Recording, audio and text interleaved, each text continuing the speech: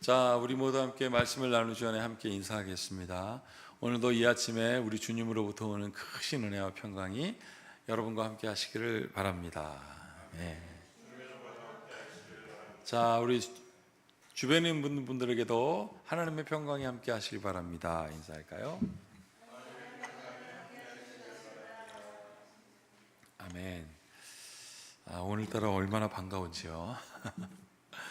지난주 깜짝 놀라게 해드려서 송구한 마음이지만 또 여러분들이 계셔서 제 마음이 얼마나 기쁘고 또 감사했는지도 모릅니다. 여러분, 오늘은 하나님의 성현이라는 제목을 가지고 함께 같이 말씀을 나누겠습니다. 자, 하나님의 거룩한 보여지심이라는 거죠. 거룩 성자에다가 보일 현자입니다.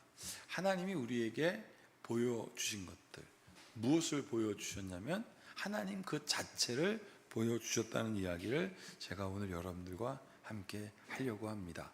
그동안 예수님이 이 땅에 오셨고 성령님이 우리와 함께 하시고 하나님이 누구신가라는 막연한 이야기, 옛날 이야기가 아니라 지금 예수님의 성현, 하나님의 보여주심, 드러나심을 함께 나누고자 합니다. 얼마 전에 우리 둘째 아이를 데리고 음악 선생님을 찾아갔습니다. 그 선생님께서 우리 둘째 아이에게 이렇게 물으셨습니다. 음악이 뭐야? 라고 물으시더라고요. 근데 아이가 당황했어요. 우리 둘째는 당황하면 코가 벌렁벌렁거리는데 코 막 벌렁거리면서 얘가 긴장하면서 막 손을 이렇게 막 하고 다리를 떨고 막 그러더라고요. 음악이 뭐야? 라고 하는데 딱 생각이 나는 게 없는 거죠. 그래서 내가 속으로 생각했어요. 현준아, 음악은 아름다운 소리가 조화를 이루어서 그게 하모니라는 이름으로 확 나타나는 거야. 그렇게 말씀드려요. 음악은 제가 막 속으로 막 그랬어요. 음악은 좋아야 악기 소리, 사람 소리가 확 이루어져서 아름다운 거야. 그렇게 이제 막 얘기를 속으로 막 그런 생각을 하고 있는데 선생님이 한 15초 정도 아이를 가만히 보아요. 근데 현준이가 대답을 하네요. 근데 또 물어보는 거예요. 너 음악하고 싶어서 온 거 아니야? 음악이 뭐야? 그랬더니 얘가 드디어 이제 대답을 딱 하는 거예요. 짧고 굵게. 멋있는 거예요. 그랬더니 선생님이 막 웃으면서 야, 솔직해서 좋다. 그래, 음악은 멋있는 거야. 그런데 그냥 멋있지가 않아.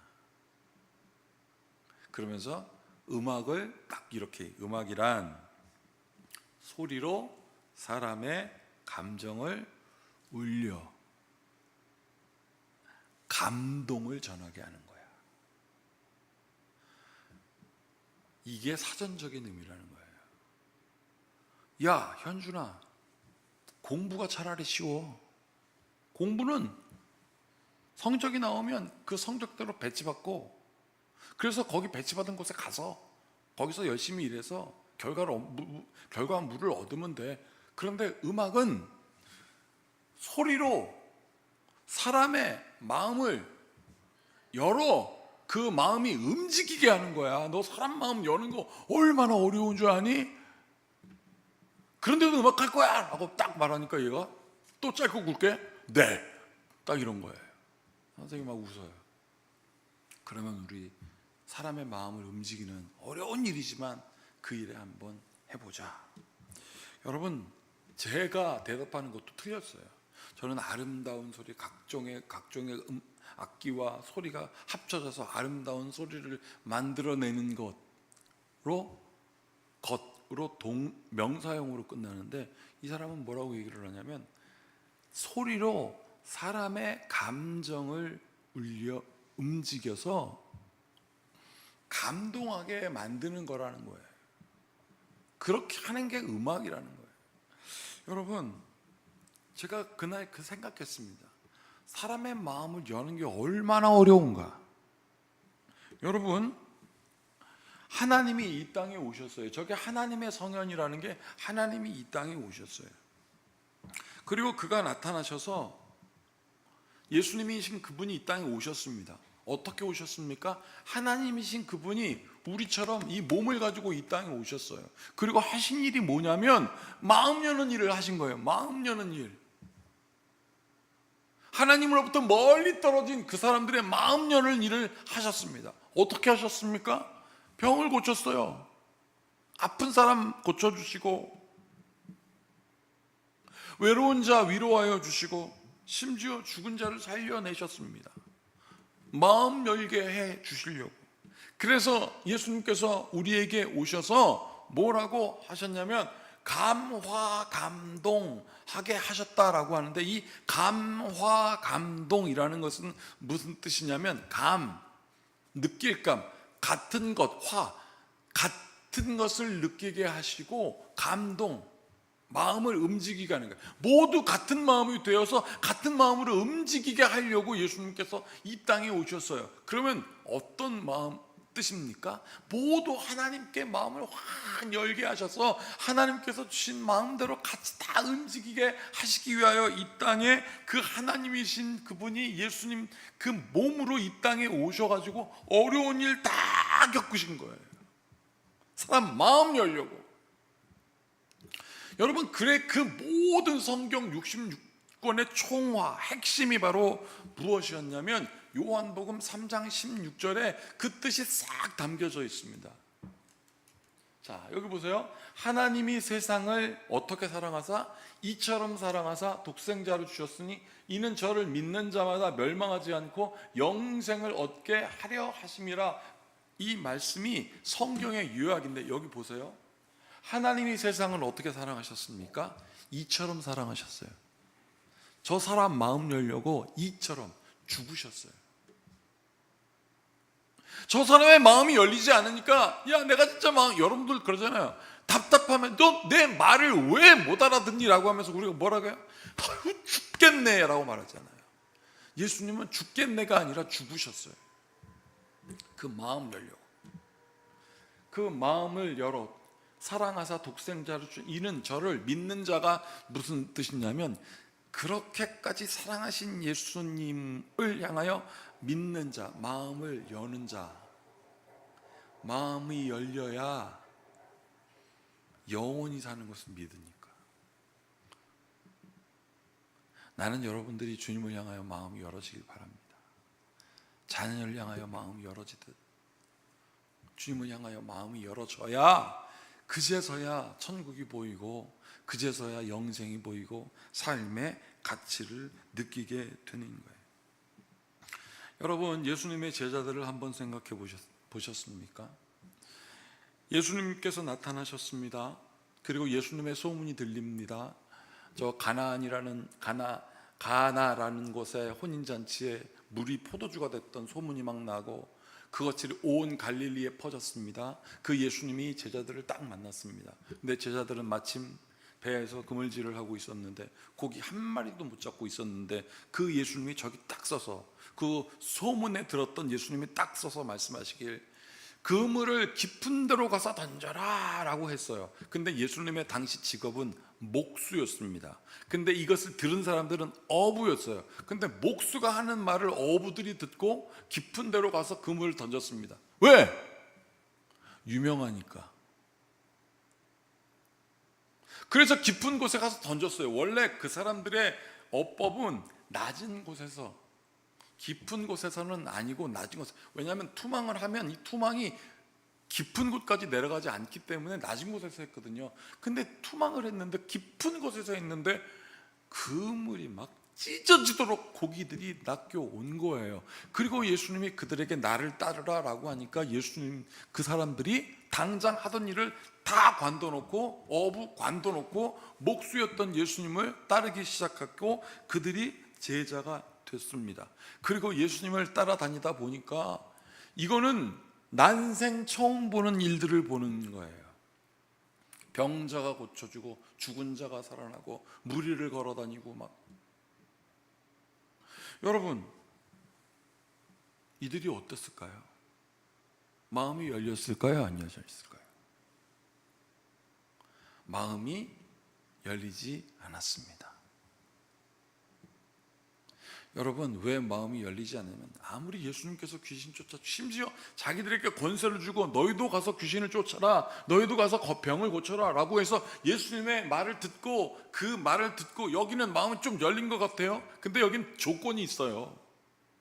그 조건이라는 족쇄로 딱 걸어놓고 예수님의 말씀을 듣고 가서 귀신 쫓아내고 막 그러니까 이 사람들이 돌아오잖아요. 예수님 말씀대로 했더니 귀신이 쫓아나고 병든 자가 살아났어요. 여러분, 그런데 예수님의 제자들이 예수님 다 떠났습니다. 십자가 앞에 있을 때 다 떠나고 딱 3명 남았었어요. 그것도 예수님의 제자 요한 한 사람, 그리고 어머니 마리아, 그리고 다른 막달라 마리아, 딱 3사람 다 떠났어요. 사랑하는 여러분, 그들에게 마음이 열리지 않는 게 딱 하나 있었어요. 다 마음이 열려 99% 열린 것 같았는데 하나가 딱 안 열린 게 무엇이었냐면 예수님이 정치적 권력은 잡으려고 하지 않는 거예요. 예수님이 권력을 잡아야지. 권력을, 그게 진짜 힘인데 권력을 잡고 정치가가 딱 되고 힘 딱 쓰고 예수님 한마디면 사람들이 다 넙죽넙죽 엎드리고 해야 되는데 그거를 안 해요. 자기들이 보기에는 충분히 그거를 할 수 있는데 안 하면서 예수님의 관심은 어디가 있냐면 사회적으로 낮은 자, 소외된 자, 고통받는 자들에게만 가 계신 겁니다.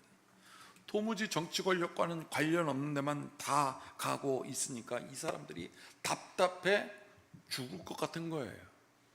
왜 그랬을까요? 자기들만 생각한 겁니다. 지난주에도 우리 서영호 목사님 설교하셨지만 어떤 사람이 찾아와가지고 우리 형이 땅 다 가져가려고 하는데 예수님 이것 좀 판단 좀 해주세요. 예수님께서 너희들이 나를 세상의 재판관으로 만들려고 하느냐? 맞잖아요.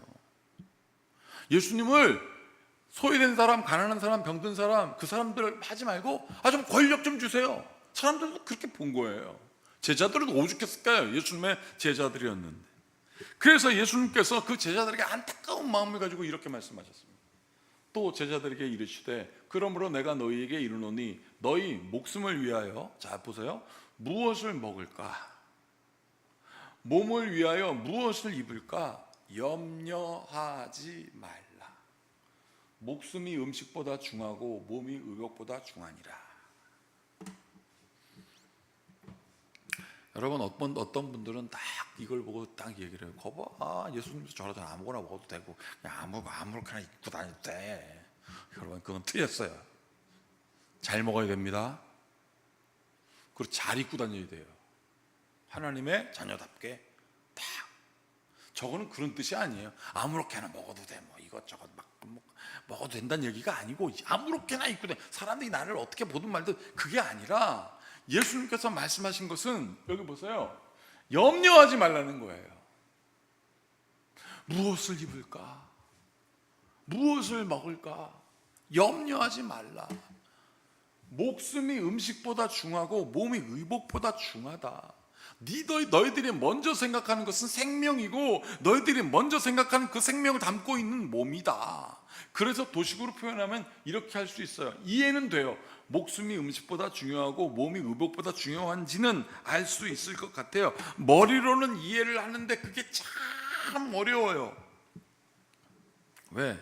현실적인 문제는 여전히 먹을 것 때문에 고통스럽고, 현실적인 것은 좋은 옷 사고 싶은데 살 수 없고, 문제들이 계속 발생합니다. 왜요? 예수님의 제자들도 예수님이 저 바리새인과 제사장들처럼 위풍당당하게 제가 입은 것보다 더 멋있는 옷, 그 사람들은 모자도 쓰고 다녔거든요. 여기 다 우림과 둠빈도 메고 다니고 수행원들은 예수님이 좀 그랬으면 좋겠는데 말이죠. 그리고 그것 때문에 염려합니다. 여러분, 예수님의 제자들 중에 한 사람은 이것 때문에 어떻게 했습니까? 예수님 마음에 안 들어갔고 예수님을 은전 30에 팔았습니다. 그게 가룟 유다잖아요. 가룟 유다 그렇게 해서 어떻게 했습니까? 자기 뜻대로 안 되니까 고민에다가 팔아놓고 팔아버렸으면 예수님께서 멋지게 역전시킬 줄 알았는데 그냥 쉽게 십자가에 죽어버리네. 핍박받네. 죄책감이 있는데요. 자기가 다 판단해요. 그러면 그냥 돌아가면 되는데, 예수님 잘못했어요 그러면 되는데 자기가 판단하고 자기가 딱 갇혀가지고 어떻게 했습니까? 자기가 목매달아 죽었습니다. 여러분, 한마디로 이겁니다. 예수님, 먹을 것이 없습니다. 예수님, 병 고쳐주세요. 예수님, 어떻게 할까요? 이게 지금 우리의 기도 제목과 똑같습니다. 그렇잖아요. 염려하잖아요. 누가복음 12장 28절의 말씀을 한번 보십시오. 오늘 있다가 내일 아궁이에 던져지는 들풀, 그게 백합화였어요. 솔로몬의 옷보다 더 아름다운 백합화였어요. 실로 짜지도 않은 그 백합화, 그 들풀, 하나님이 이렇게 입히시거든. 하물며 너일까 보냐. 믿음이 작은 자들아. 믿음이 작은 자들아는 무슨 뜻이냐면 하나님께 마음이 열려지지 않았다. 그런데 어떻게 해요? 조금 열려 있다는 얘기예요. 제자들이. 너희는 무엇을 먹을까 무엇을 마실까 하여 구하지 말며 근심하지 마. 왜? 30절 다 같이 읽어볼게요. 이 모든 것은 세상 백성들이 구하는 것이라 너희 아버지께서는 이런 것들이 너희에게 있어야 할 것을 아시느니라. 하나님이 다 아신다. 할렐루야. 하나님이 다 아신다는 거예요. 그러니 마음을 열어라. 아시는 하나님께 마음을 열어라. 예수님은 믿음은 작은 자다라고 말씀하시면서 너희들 그러니까 계산하지 마. 내가 지금 왕이 되고 내가 권력을 잡고 너희들 속으로 계산하는 것과 달라. 나도 다 알아. 그걸 못해서가 아니야. 그게 중요하지 않아서. 나는 그게 염려거리가 아니야. 사랑하는 여러분, 하나님께서 성육하신 것은 예수님께서 이 땅에 오신 이들은 우리의 마음을 열어서 우리 마음 가운데 그분이 들어오게 하시려고 하시는 거예요. 그래서 내가 너희 안에 거하고 너희가 내 안에 거하면 그 다음에 뭐라고요? 무엇이든지 구하라. 능치 못함이 없다. 마음이 열려라. 여러분, 그러면 우리 아이에게 음악이 무엇인가 라고 물었던 것처럼 여러분, 하나님이 누구십니까? 라고 물으면 우리는 뭐라고 대답할까요? 하나님은 세상을 창조하신 분이십니다. 하나님은 모든 신유에 뛰어난 분이십니다. 여러분, 그것보다 더 정확한 대답을 요한 사도가 얘기했습니다. 하나님은 사랑이시다. 여러분, 사랑하는 게 뭐예요? 우리가 서로 사랑해야 함께 있을 수 있고요. 함께하면 갈등과 고통을 이겨나게 하고요. 그래서 그것 때문에 감동받고요. 막 감동. 아까 음악이 들어가면 마음이 움직인다 그랬지 않습니까? 감동하고요. 그래서 어떻게 했습니까? 심지어 예수님 말씀처럼 미워하는 사람도 심지어 용서하게 되는 데까지 이르게 되는 게 마음이 열리는 거예요. 그게 진짜 예수님이 하시는 그것 때문에 여기에 오신 거예요. 그래서 누가복음 12장에 이런 말씀이 있습니다. 다만 너희는 그의 나라를 구하라. 그리하면 이런 것들을 너희에게 어떻게 하고 있습니까? 분명하게 말씀하시잖아요. 더하시리라. 적은 무리여 무서워 말라. 내가 지금 권력 잡는 거 무슨 지도자 되는 거 그거에 대해서 염려하지 마. 적은 무리여, 많지도 않은 적은 무리여, 너희들이 얼마나 무서워했니? 무서워 말라. 너희 아버지께서 그 나라를 너희에게 주시기를 이미 하나님은 기뻐하신다. 우리 자녀들에게 우리가 주기를 얼마나 기뻐해요. 여러분, 제가 지난 주일날 죄송하게도 8월 5일날 그렇게 바라고 고대했던 전교인 수련회를 하지 못하게 됐습니다. 그 전교인 전교인 그 수련회를 위해서 너무 제가 기대를 많이 했고, 또 우리 성도들과 함께 일주일 동안 또 작전 기도까지 했잖아요. 그 작전 기도가 끝나는 마지막 날 불의의 사고를 당했습니다. 그 병원에 실려갔습니다.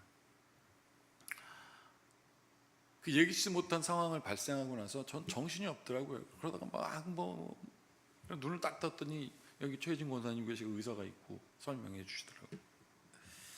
제가 그러고 나서 교회 성도들 단톡방을 읽어보면서 여러분, 제가 무엇을 느꼈냐면 감화 감동이라고 했잖아요. 같은 마음으로 움직이는 것을 제가 경험했습니다. 이 시간을 통하여 성도들이 저를 사랑하고 섬겨주고 동시에 하나님이 이렇게 성현하시는구나, 같은 마음이 되게 하시고 서로의 마음을 움직이게 하시는구나. 그래서 히브리서 11장에 보면 믿음을 이렇게 설명했구나. 믿음은 바라는 것들의 실상이다. 마음이 열려지면 그 바라는 것들이 들어오고, 보이지 않는 것까지도 마음이 열려지면 증거로 사용하신다. 누구를? 여러분을, 나를.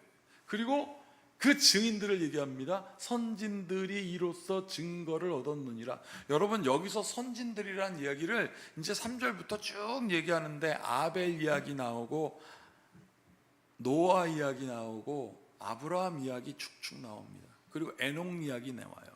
아벨은요, 그냥 하나님께 자기가 하나님을 사랑하는 마음으로 첫 새끼 양을 드렸는데 형이 하나님께서 자기가 드린 제물을 안 받고 동생 제물 드린다고 열받아가지고 하나님이 모르는 줄 알고 돌 들어서 쳐 죽였잖아요. 피가 낭자돼서 죽었습니다.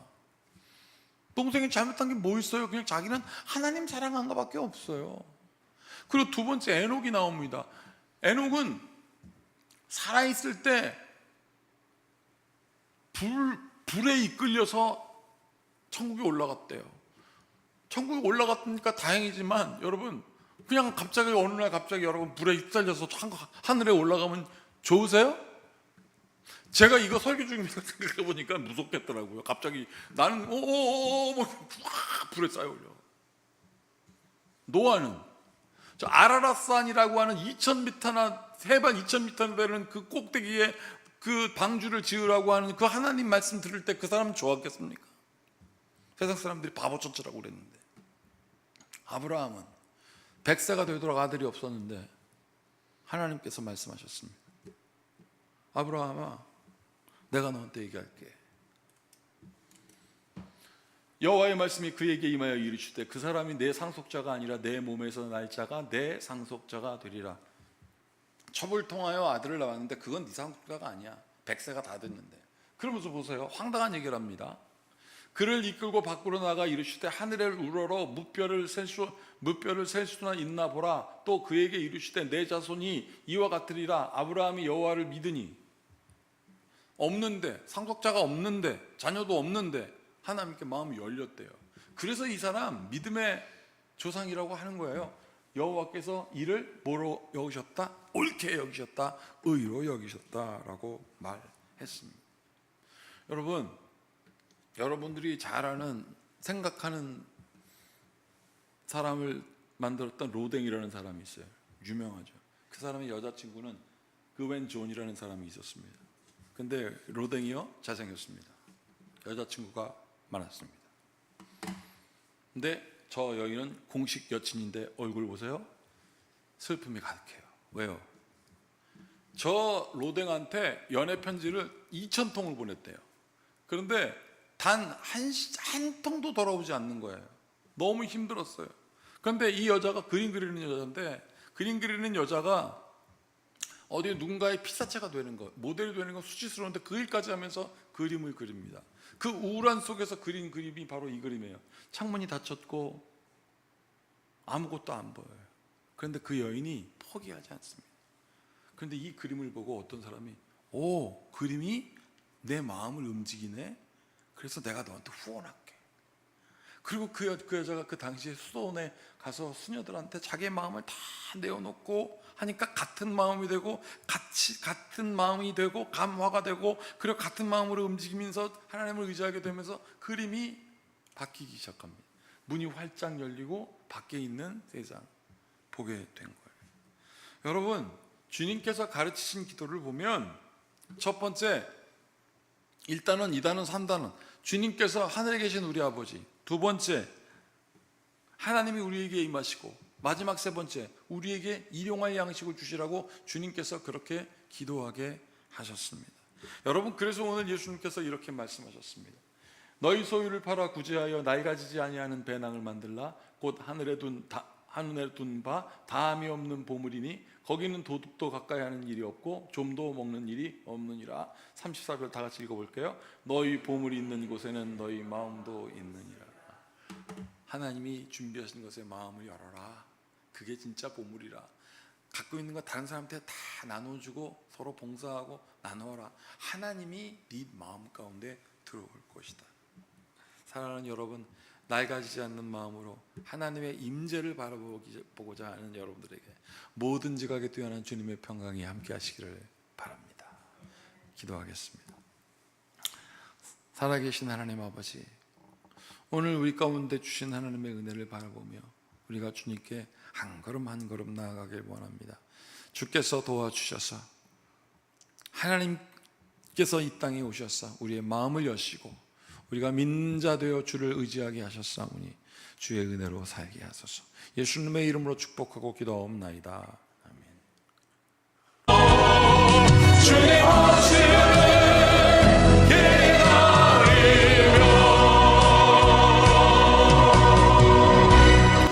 이제는 평안히 가십시오. 그리고 주님을 섬기십시오. 예배를 마치겠습니다. 그리고